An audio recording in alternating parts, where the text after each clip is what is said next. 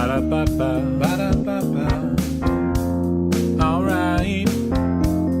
Promoter 101. Promoter 101. Promoter 101. Promoter 101. Promoter 101. Promoter 101. Promoter 101. Promoter 101. Promoter 101.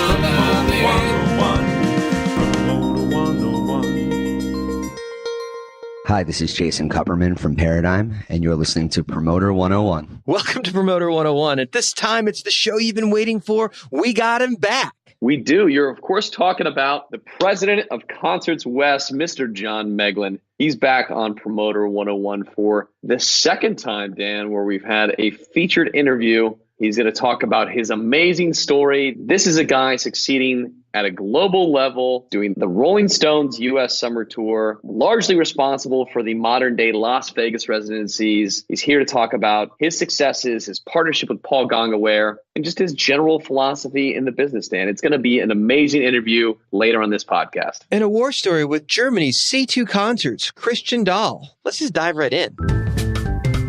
Hi, this is Noelle Largess from APA, and I'm on Promoter 101. So, Luke, I forgot again. Where can you listen to Promoter 101? You can find them in the exact same places as last week, Connor. Oh, thanks, Luke. I'm going to catch up on Promoter 101 right now. If you've got something you want to share with us, well, then you can just simply email us at steiny@promoter101.net. We're happy to respond to you day or night. Operators are standing by. If you'd rather hit us on the social media, Dan, you're more than welcome to follow us on Twitter. I'm at W. Luke Pierce. Dan's at The Jew. This show is at Promoter 101. That's Promoter 101 singular. We've got that now, Dan. Connor, where are you on Twitter? I'm not on Twitter. Well, then you're going to have to follow Connor in person. Yeah, follow me around. We're also on Instagram. Steiny at Promoter 101 is the show. Luke is at W. Luke Pierce, and I am Dan Presents. We're on Facebook as well, fb.com/Promoter 101. On Tumblr, it's the same thing, Promoter 101. And on the World Wide Web, we're at Promoter101.com. And also LinkedIn, Promoter 101. It's amazing. You can find us under our name pretty much anywhere you search, or, try that Google device. Just go to letmegooglethatforyou.com. On Friday, we lost a dear friend to the industry, Chuck LaValle. Known him since he was an agent at William Morris Agency, going on the better part of 3 decades. His kindness, his humor, he's one of the greatest guys the business has ever known, and he is such a major loss. R.I.P. Chuck LaValle. Josh Javor, X-Ray Touring. I'm on Promoter 101. Hey, it's time to celebrate some name days, Dan, as they would say on Game of Thrones. It's some birthdays this week. March 26th to April 1st, 2019. Tuesday, 3/26, Neil Benson and Haley Anderson. On Wednesday the 27th, wishing a happy birthday to Pittsburgh's Gary Hinston, Matthew Thomas, and Monterey/Paradigm artists co-head, Mr. Fred Bolander. Thursday, 3/28, Anthony Rhodes, Dave Hart, and Mason Sherry. Friday the 29th, we're wishing a happy birthday, almost famous Mr. Toby Mamus, Kevin Doctorman, Laura Gladstone, Straight No Chasers, Dave Roberts, Jamie Willis, John Popper, ICM Partners, Mitch Blackman, the king of hip-hop, and Danny Koppel. There's a lot of fucking people celebrating on Friday, 3/29. On the 30th, Emily Overstreet. Sunday the 31st, wishing a happy birthday to Minneapolis' own Rick Hansen, Phil Baldry, Lennon Murphy, and Michelle Sabo. 4/1, that's Monday. SMG's Jim McHugh, Nikki Lockwood, and Rose Presents Gene Hollister. Love me some Gene Hollister. As do I, Dan. Joy to the world and best seasonal wishes on this, your happiest of birthdays from all of your friends at Promoter 101. My name is Trey Manny. I'm with Paradigm Talent Agency on Promoter 101. Up next, a special war story from Germany's C2 Concerts, Christian Dahl. But it sounds like it's more of a fun story than a war story, huh? It's more than a fun story. It's like the first time an artist has to save my ass. Actually, we had a sold-out church concert with Jorah Feitman. He's one of the best saxophone jazz players there is in the world. Nowadays, he's 80-something and still on tour. He's an awesome guy. He's one of these artists that, he comes into the room and you feel like the lights go on. You know what I mean? It's like he has an aura that is like, if you see him, you think, oh my God, this is the artist, yeah? And we had a show in Stuttgart. It was a feature with a guy playing the organ and he playing the saxophone. So church was sold out, everybody was waiting. And the show always goes the same way, even if you play a theater or performing arts and whatever you do with Chora. He does different programs like a Mozart night, a klezmer night, stuff like that. But this was a classical church concert. So he always starts walking into the church, playing very, very low tunes, walking all through the middle. And the crowd was, oh my God, Chora's in the house. And then we have the organist start playing the first song. And then he looked at me like, trouble. There's trouble. And I thought, what's going on? And Chora looked confused and I looked at the people. So and I walked around to the organ player and said, there was something wrong with the organ. Some technical problem. He said, I can't play the show. I said, are you kidding me? The house is sold out. We only have one song going on. What's going on? And then Chora looked at me and I said, Chora, come around. He said, hey, Chora, we have a problem. And he said, I see. You want me to play the night? I said, oh, yes, please do so. So he just came up, took the audience, sang songs with them together, had them sing some folk songs, played the things. It took over half an hour till they get the organ repaired and then could do the second half of the show. And otherwise it would have been blasted. And I said, oh, so Joel, thank you so much. He saved your butt. I love this guy. He saved the show. Thank you so much, Christian. Thank you. Christian's on the move, and he's got a full interview coming up in just a few days. Becca Leifer, Operations Manager at Forest Hills. I'm on Promoter 101. Dan, it's time to announce the Promoter 101 Badass of the Week. It sure is, Luke. And this week, we're focusing on six-man's talent buyer Trey Vader. For booking shows on land and by sea, he is next level, making him this week's Promoter 101 Badass of the Week. Well done. Congrats and deserved, Trey.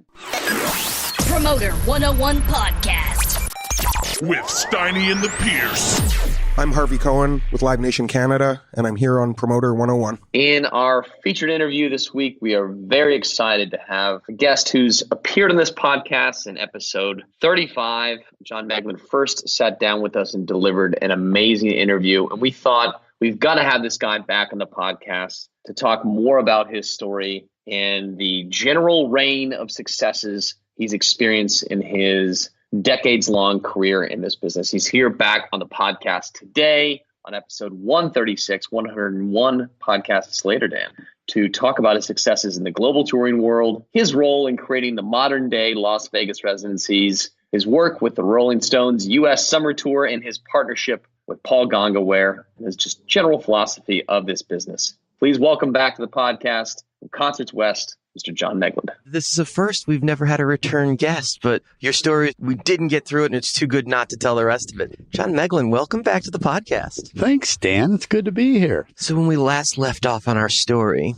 you had opened up in Vegas with the Coliseum. You guys had started doing some touring, and AEG and Concerts West had really started to come into its own form, but Randy Phillips was still running the company. That's where we kind of left off. You had taken Phil Anschutz out to see the Coachella site and showed him what you thought, and Tim Lewicki was not very excited about you kidnapping him. That's where we left off the last podcast in our story. That was funny. And, Paul T created Coachella, but without Phil Anschutz, man, that thing wouldn't be there today because nobody would have hung in there as long as that guy hung in there. We may have talked about this in the last podcast. That thing lost a lot of money at the beginning. People always love to look at it now and go, oh my God, it's a gold mine in that. But, it was like every year we had a fight of whether or not we should shut the thing down or not. I mean, we would go through this fight about, oh my God, can we do it again? Do we believe in it? Back then there were people like Gongaware, obviously Paul T, Rick Van Santen, and they're going, no, we got to stay with this. We got to stay with it. And it's hard when, when the numbers just, are going negative for a while, and then you start going positive, and then you hit another bad one. I mean, as you know, it takes a while to get these things going. You hope for the best, but you expect that if you're planning significantly now. There's a model. We lose the beginning, we buy the fans, and at some point, if we develop it and do it right, it'll happen. But Coachella, in that stumbling block, because Golden Voice was an independent company before they found their way to AEG, that investment was so massive, and they did the festival on such a scale that America hadn't seen yet. Well, remember, there weren't a lot of festivals in North America to take a look at. Yeah, it hadn't developed like it is now. Yeah, it hadn't been anything like what it is today. So it was very much the leader of it, where you could say Glastonbury, Rothgilder over here, obviously Coachella, Lollapalooza are the North American ones, okay?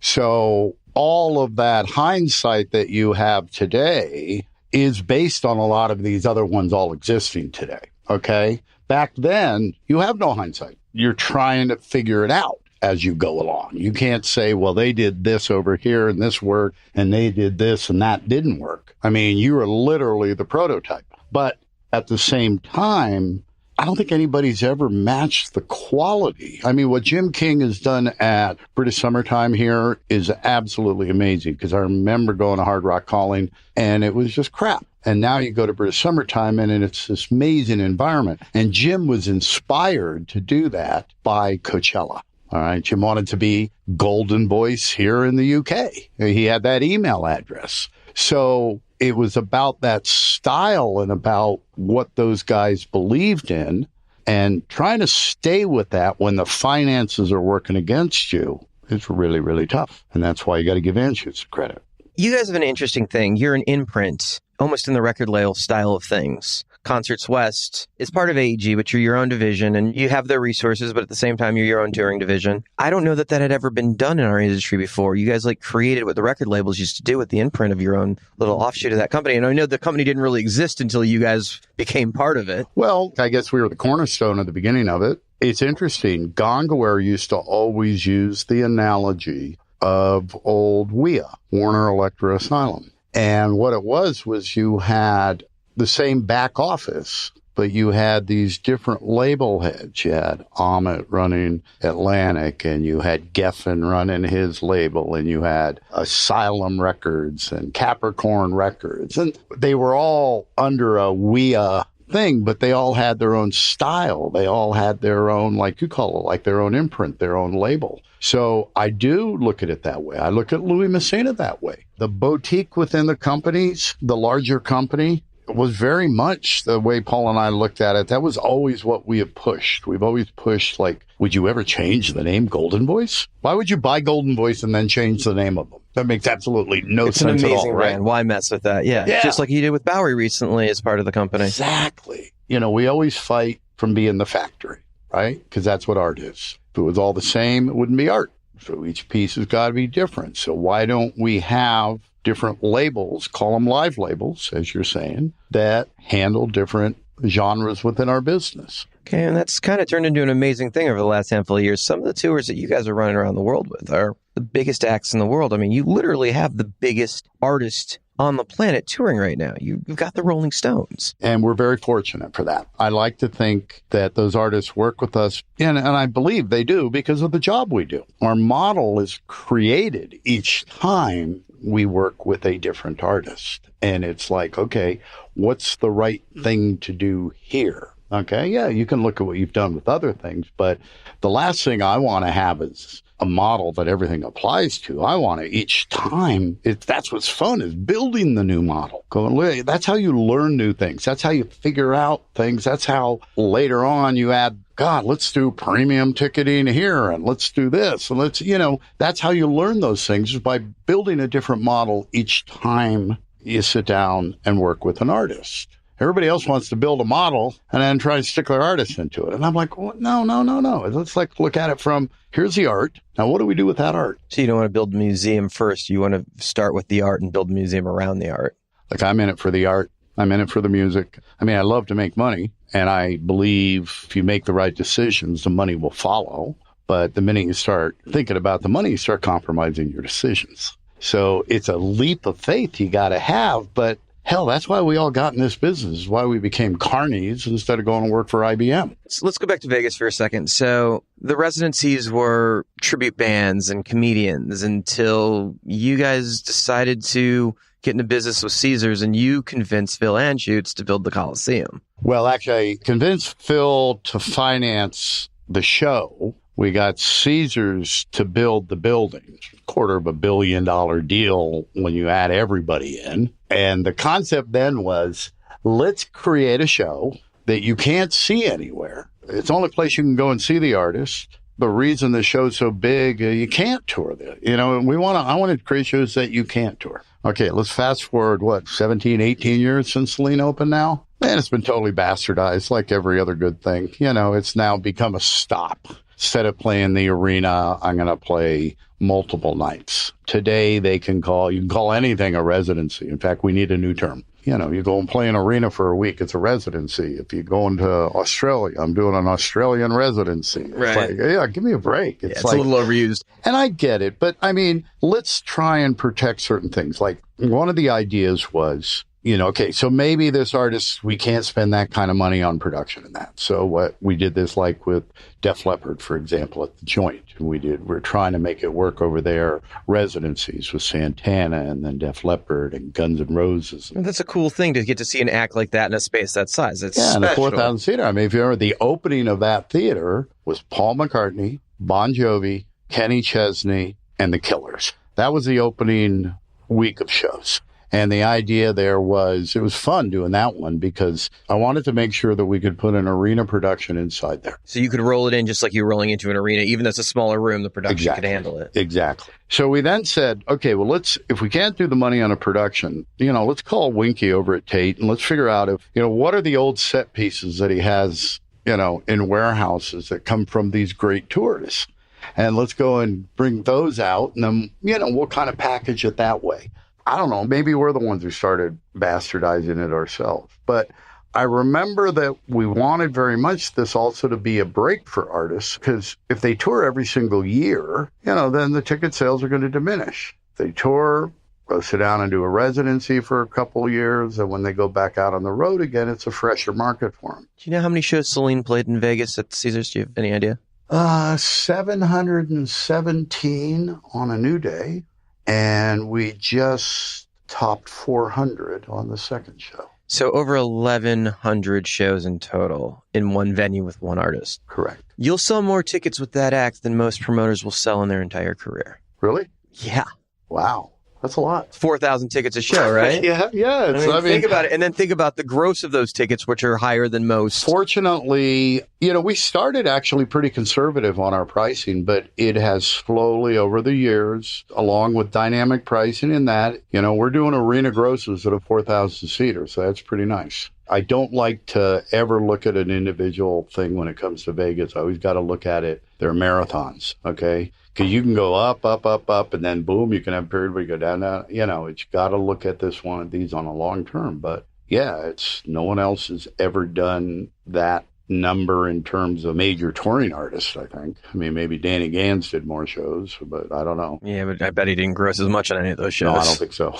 Now, let me ask you about this, because I think about it constantly, and I think maybe we touched on it last time. Okay. When you left SFX and basically created what now is the competitor, there's now a two-party system in global touring. If you hadn't have left and you guys found a way to suck it up or decide that you could handle Sillerman, which clearly seemed to be the reason you didn't want to be there at the moment, if I remember correctly. Yeah. If you hadn't left, would there be a competitor to what is now Live Nation? It's an interesting question because it doesn't seem like Anschutz would have gotten in the game if you guys not brought him in. I think they might have been looking for somebody. Number one, you go back then and we took the leap of faith before we even knew who AG was. Okay. It wasn't like we said, I'm going to go leave SFX and go over to AEG. Right, because there was a gap in between that you guys were doing shows. There was 2 years where we're just on our own, being promoters, Paul T on Coachella, and trying to pay our employees. Paul and I, we put ourselves on $200 a week salary. That's what we made, okay, during that time period. The intention was to try and build the other guys. But in our mind at that time, what the other guys were was really just a small boutique who could do big tours, but do arena and stadium tours. That's kind of our background, and do it worldwide because we know worldwide, we know the whole world very, very well. I think we know it better than anybody. And just be an alternative, like an artist touring thing. We never, ever expected. It was never our intention to become a big competitor to them. It was just really, we kind of wanted to be an alternative. It was the beginning of the corporate roll-up in our business. So maybe we were just trying to say, didn't we all get into this business because we didn't want to go work at corporations and all that, and wear a suit to work and that? So now we're trying to turn our business into a place where we got a lot of corporate shit and we wear suits. I mean, to me, that was part of it. Honestly, was part of it. It wasn't like we didn't have any ideas of grandeur that we were going to take on SFX Entertainment and all that. I mean, over time, we'd start looking at each other and go, shit, we made a dent here, But that wasn't, our intention wasn't to go create this giant competitive thing. The guys back then, who maybe they had it in their minds, Paul and I didn't, but, maybe they just did see us only as a cornerstone for what they had pictured, which it is today. But we just really wanted to be artist-centric. And we thought that they, at the time, if you remember, they were very, in fact, amphitheater-centric. I think about my favorite Don King quote: whoever controls the title in the heavyweight division of boxing controls boxing. And you guys control some of the biggest tours in the world. And you have since you started. I mean, it was the Eagles at one point and Sting and then into the Stones. It's like that stuff gave you guys from the top some of the biggest stuff in the world. And obviously there's some critical mass that falls in behind that. I guess you'd call it, yeah, we do have credibility because we've done this for a long time. We know what we're doing. I guess maybe I'm not ashamed to say that today, that we really do know what we're doing. I don't think anybody's questioning that you know how to promote a show, John. Well, no, but I mean, it's like we're all human and we all sit there and, it's all about, for me, it's about, can I do the next one better? It's always about trying to do a better job and trying to learn something new and figure something out. I think I said this before. When I ask somebody, why do you do it that way? And they go, that's the way we've always done it. I want to kill them. I just want to go, don't you think? Individually think, it's like tradition. It's the worst word in the world. It's an escape to explain why you're doing something that you have no idea why you're doing it the way you're doing it. You just do it because the way everybody did it. Why do you do that? Why don't you get a little creative and use your own brain? So the stadiums have always been your game as well as the arena. Oh, yeah. What's too small when you're thinking about getting in the game? Is it a performing arts center theater tour or something that you would do if you were excited about the artist? No, I mean, look, I can do any level if we're really excited about the artist and if we really feel we can generate a really good partnership to go the long run. I'll start with somebody in a 300-seater if we got the passion. When was the last time you did that? I'm working on one now, but I'm not going to tell you who. Are you really? Yeah. I got a band I'm in love with. So yeah. That's amazing. There's actually an act that you're like starting over with. That's so cool. Oh, yeah. I mean, and you see the smile on your face. You're passionate about it. It's the music. We love the music. We love putting on events. These other guys who want to do the other stuff, that's fine. But I still love putting on great events. And guess what? We know how to make money at it. Whenever you guys roll out the next cycle of Stones tour, you guys are pushing new boundaries on what a ticket price can be. Actually, we haven't raised our ticket prices much at all. It's just a matter of how we scale it, how we use multiple channels, and it's different for every artist. RollingStones.com is an amazing channel for the Rolling Stones selling tickets, just like Team Celine is for Celine Dion. American Express is really good for some artists, might be not good for others. It's a matter of, again, designing the right rollout on that. I had somebody once come to me, I won't say who, on Celine in Vegas and say, you're really messing up. We got people that are showing up at the last minute and they'll pay $1,000 a ticket to go to the show. And I went, man, the last thing I want is some couple from Omaha going home and saying they had to pay $1,000 to see Celine Dion. So yes, we know how to, I think, gross a house better than anybody else, but at the same time, we understand that principle totally. Never want somebody to feel offended by what ticket price they're paying to see the artists they love. You can't do that. I don't want them to go and paying somebody else a ton of money. I'd rather that be going to the band. So you guys are now incorporating all the new technologies like platinum and different levels of dynamic pricing to make sure to capture that before it goes to the secondary, I assume. Well, platinum was named in my office by Goldberg and Marcus, so we were the first to do it. And it's actually been over a decade now that we've been doing it. It's just finally everybody's starting to catch on. I think he may have credited you last time when he did the podcast because you guys actually overlapped in the room together, if I remember correctly last time. I never thought we'd get here, but we're now seeing acts roll multiple stadiums. And in some cases, as you did over here in the UK on the Stones tour, 4 nights in some markets. Yeah. I mean, you could have done multiples in the US on all these dates. You guys limited it. But the way that this sold this time, there was clearly way more meat on that bone. Oh, yeah. You probably could have done doubles at least everywhere that you put shows up, almost across the board. Pretty much across the board. And there's at least twice as many markets you could have played, if not more than that. Yeah. So there was a whole lot more meat on the bone. You shouldn't carve all the meat off the bone. take all the meat off the bone, you can't make good soup later. Scarcity is a very, very important thing in our business, especially when you have the distribution that you have today. Everybody wants to think about how I want to get everything out there everywhere and all of that. It's sort of like, well, what about creating want? I get it with Justin Bieber, and I get it when you're talking about Coldplay and Metallica. Yeah. But how much more tours can the Stones possibly have? I would think that this would be the moment you guys are trying to get all the meat off the bone. Although I guess people have been saying that for 30 years with them, right? Listen, I cannot speak for them in that. Like I said at the very beginning, I'm very grateful that they continue to work and that they work with us, and I love it. But I can answer the question for myself because I love golf. How long do I want to golf? As long as I can, and as long as I can, good. Look, they're playing better now than, it's amazing how great they sound. And you're covering most of those shows, right? You're out there. Oh, God, I want to be out there. You want to be. You're crazy. Listen, when I have to leave and go do something else, no, I realize how special this is. Gongor and I look at each other each night after those guys go on stage, and we look at each other and go, dude, that's the fucking Rolling Stones, okay? You never take that for granted. You just don't. But at the same time, I don't take that for granted with any of the artists because they're so good. They're amazing. Do you have any idea how many Stone shows you've seen at this point? Wow, no. I quit counting shows a long time ago. God, that's a lot. Hundreds.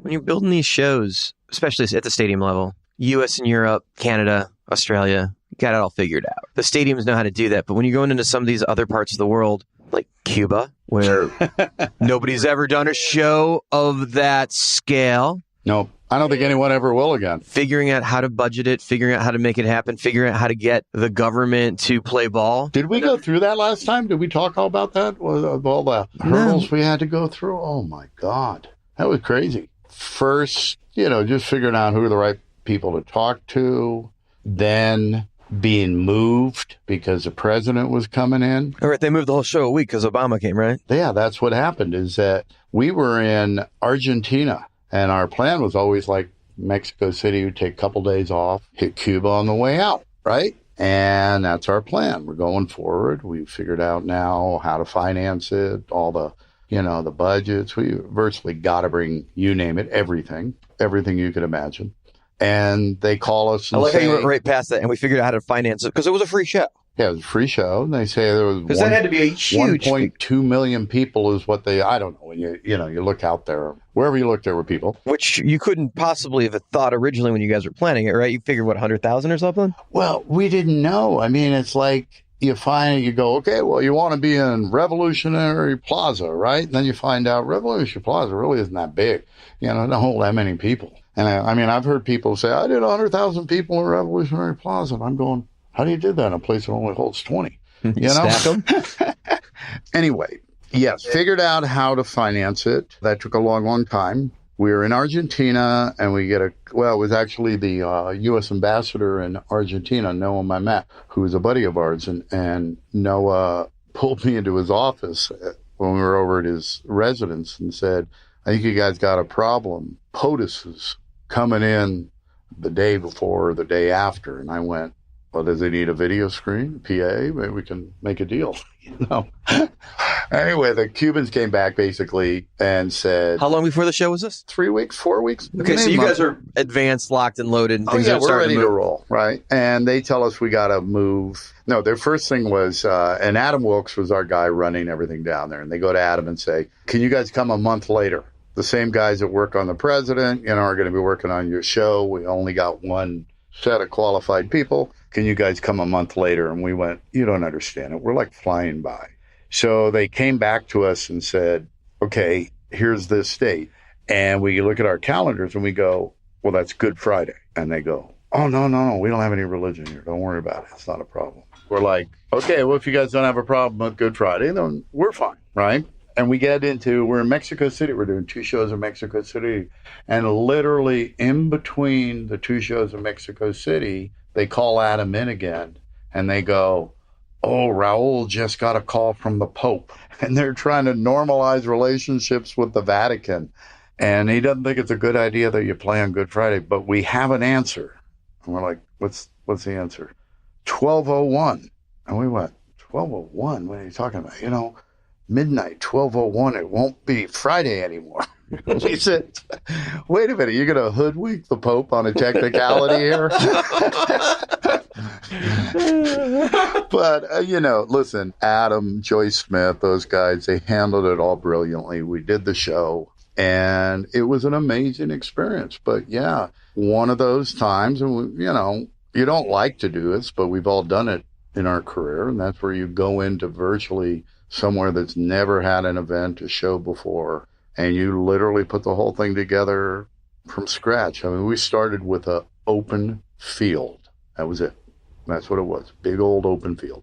And we brought in a Stagecoach Super Stage. We had, I don't know how many sea containers, 2 747 freighters, 100 stagehands from Mexico City, 2 steel crews out of Belgium, another crew out of Germany. I mean, it was insane how many people. And why are you bringing the steel crews over from Germany and Belgium when it's so close to Miami? Belgian steel. Stagecoach, but it's so close to Miami. Stagecoach's a Belgian company. Got it. Yeah, they know their stage. Because the local guys have never built this. No, well, they don't have anything like that. We brought power. We brought labor. We brought... So you guys were literally plug and play with a Rolling Stone show. The only thing we had to rely on was they only have, what are those things called at the airport that lifts the cargo? Loaders. Oh, yeah. Cargo loaders, they only have one in Havana. And so we had to make sure that our 747s, Opie, this is all Opie stuff, but I think they had to land between like midnight and 2 a.m. because that was the only time we could get the loaders. Because they were used on the regular planes. Yeah, because they're used on all the other planes. So we had to make sure our planes landed at a certain time so we could get the loaders so we could unload the planes. Man, had that thing broken, you guys would fucked. Oh, we're screwed. Yeah, but it was an amazing show. You work with such a vast number of the AEG offices that have been come online around the world, which didn't exist when you guys started as Concerts West. The second time? We even started some of those offices. Like Adam, the whole Asia thing was our creation that started. China West, yeah. It was like... Maybe he was trying to get your attention. No, what it was, I couldn't, I hired Adam. I got the building guy over there, the facilities guy, to split a salary with me, and I told him, I'll use my people, you use your people. We'll split a salary. If we make some money, we'll split it. That's how it started. We had the Mercedes-Benz Arena coming up in Shanghai and the MasterCard. We took over that one after the Beijing Olympics. So I told Lywicki, I said, look, this guy will help us book the buildings, right? But the other part that the deal I'd made with Adam is that he's going to help me build this bridge between Japan and Australia for our tours. So now what they've built, we're going 10, 12 cities deep between Japan and Australia on our tours. He's doing Ed Sheeran over there. He did Celine Dion over there. He did the Rolling Stones over there. He's done Taylor Swift over there. To be able to take these artists now to places like Bangkok and Jakarta and KL and Hong Kong or Macau and Shanghai and Guangzhou and Dalian and Singapore's and Seoul's and all of these markets that exist out there. That's pretty incredible. It's pretty incredible when you go in there and sell out Ed Sheeran at stadiums across it. And that's what those guys are doing. That's what Adam and Simon Jones, who works out of the UK office. So again, it's just really smart guys who go in and they took that territory and they've figured it out and they continue to figure it out. What's next?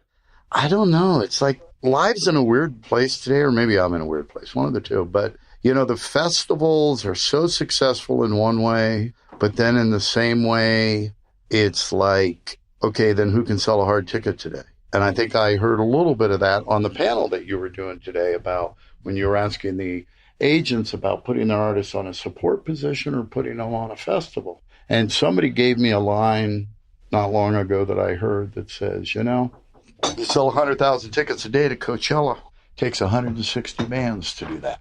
Think about that and you go, wow. So what worries me is why a kid will go pay a ticket to see one artist today, because they have so many opportunities to pay a little bit more and see a whole bunch of artists. And the festivals provide that. If you're a kid, discretionary income is not much, then you're going to be more prone to go do something like that and not go spend your money on individual shows. So what is going to happen to the individual artists down the road? I think it was Polestar ran a thing a month or so ago that said the average age of the audience of the top 10 grossing tours last year was 50. The year before that, it was 49. And the year before that, it was 48. Top 10 grossing tours. That's the average age of the audience. The biggest generation ever, the boomer generation, right? Who's got the most money right now? The boomer generation. Who are they buying tickets for? Their artists. All right. So when those guys all go away, you know, people are going to wake up one day and go, where'd all the money go? I mean, a little perplexed about what that means for the future. You know, the festivals. I mean, if you look at, we don't listen to albums today, we don't listen to singles. Does that mean we're going to go back to like those American Bandstand tours where like we have 5 different artists come out and they each sing their hit? I kind of like that, actually. I think that'd be kind of awesome. It's kind of cool. Do you have any advice for the younger generation coming up behind us? Yeah. If you want to get into the business, I hope you want to get into it because you love the art, you love the music, and you love putting on events, and you don't have to love every style of music. It's just that I hope what continues is that feeling of when the house lights go down and there's that roar and you feel like, man, I was part of putting that together. You know, that's still the moment for me. It's still the moment when the house lights go down and you hear the roar of the crowd that I still get a chill. You know, when that chill goes away, then probably I got to go away. But I still feel that. I feel that. Oh, this is cool. And I can't thank you enough for making time for me again. This is always just such a great time. No problem. Hope we're not too jet lagged, but it's been fun. Thank you so much, John. Thanks, Dan. Well, it took 2.5 years before we did it, but we finally repeated a single guest. Really not the game plan to have the same people on over and over again, but Meglen's story is just so big. It was just too big for one sitting. And I can't say that anyone deserves it more than to be featured twice on Promoter 101 than John Meglen. That seemed definitely worthwhile to me. That indeed. What an interview, Dan. Promoter 101. Promoter 101? Promoter 101. The podcast. With Steiny and the Pierce. This is Dan Smalls from DSP Shows, and you're on Promoter 101. The quote of the week comes to us from Carol Burnett. Only I can change my life. No one can do it for me. I really love this segment of Quote of the Week, Luke. I really, really enjoy it. It just kind of finds that philosophy of where you're at the moment. Where are you finding all these quotes at, Dan? What is your inspiration on a weekly basis? Google. How inspiring, Dan. Type in amazing quotes and like shit pops up. There you go. Hashtag truth. Peeling back the curtain on Promoter 101. We use the internet. Alex Viscasil, Live Nation Canada, and I'm on Promoter 101. So, hey, we've come to the end of the road for this podcast. All wrapped up here on episode 136 of Promoter 101. Thank you so much for tuning in. Thanks to our amazing guest this week's Concert West's John Meglen back on the podcast. Don't forget Christian Dahl from C2 Concerts in Germany. Thank you both for spending some time with our listeners here on Promoter 101. And for those of you tuning in, thank you so much. If you liked what you heard this week on the podcast, why don't you write us an email? Let us know what you think. Hit us at steiny@promoter101.net. We'll return this Thursday at 5 p.m. Pacific, 8 p.m. Eastern Standard Time, and midnight Greenwich Mean Time. I think you really just like saying Greenwich Mean Time every week in this podcast, Dan. I really do. I find a lot of satisfaction in saying Greenwich Mean Time. I think you should say things like, I'm not on the West Coast. I'm on Greenwich Mean Time plus 13. I think it's plus 8 or 9, but yeah, okay. I think you're, wait a minute, Greenwich Mean Time. It's 7 right now. It was 8 before the time change. It's 8. Yeah, you're right. Whatever. GMT plus 8. That's where you're at, Dan. Sounds like something that we'll be packaging as a boy band tour next year. GMT plus 8. I can't wait to see them. We are officially off the rails at the end of episode 136 of Promoter 101. Episode 137 coming at you this Thursday. We're going to feature Roundhouse's James Beese on the podcast. Until then, we are wishing you sold out shows. Well, except for that one motherfucker in Mississippi. You shouldn't sell out anything, you piece of shit. I got nobody in Mississippi I'm thinking about, but it seemed time to single somebody out. So that guy in Mississippi, fuck him. Yeah, fuck that guy in Mississippi, whoever Dan's talking about. It's a hypothetical guy, but fuck you, Mississippi. Anyway, until next week, we're wishing you sold out shows for the weeks to come. Cheers! Call your mother. She hasn't eaten anything in days, hoping you call. She didn't want a full mouth when you called. Your mother's waiting for you. Why don't you call her? Hey, this is Charlie from Crescent Ballroom Stateside Present on Promoter 101.